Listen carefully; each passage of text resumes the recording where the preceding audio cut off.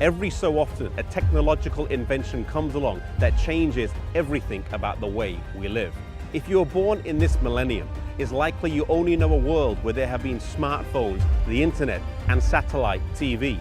These things are as much a part of life today as putting our shoes on in the morning when we leave the house or eating breakfast first thing in the day.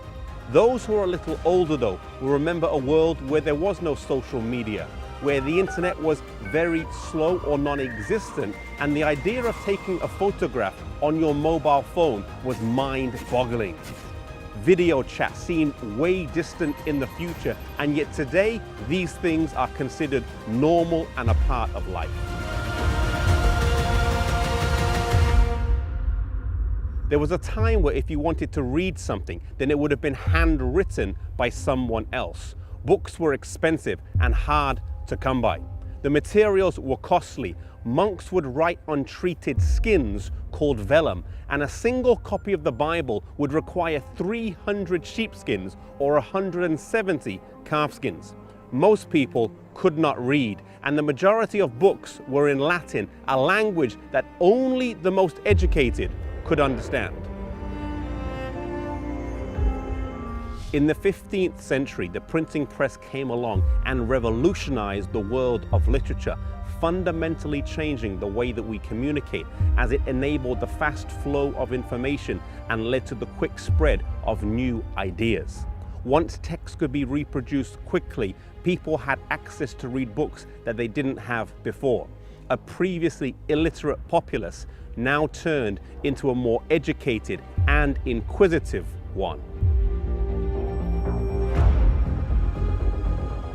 The printing press was invented by a German goldsmith by the name of Johannes Gutenberg.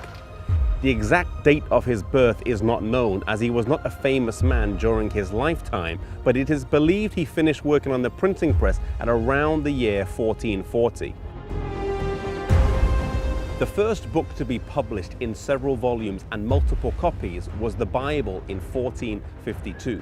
The Gutenberg Bibles would prove to be immensely popular, with all 200 copies of them being sold before the copying was even complete.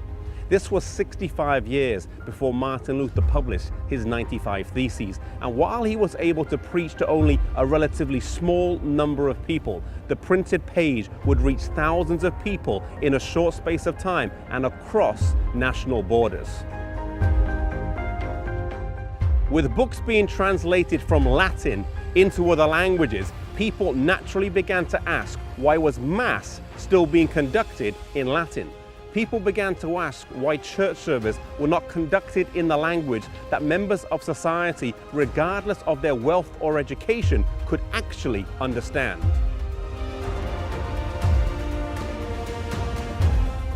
Gutenberg's printing press meant more access to information, more detailed discussion, and more widespread criticism of the authorities. As such, the printing press popularized ideas associated with the Protestant faith during the Reformation, allowing the press to shape and channel a mass movement.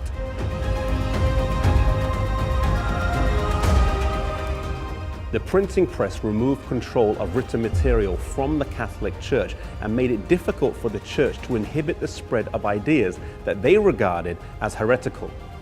Had it not been for Gutenberg's invention, the news of Luther's revolutionary ideas would not have spread as quickly as they did. Today, God has given us technology that we can use to spread ideas very quickly. May we use the talents we have, the gifts we have, and the technology we have to spread the news of Jesus to the world today.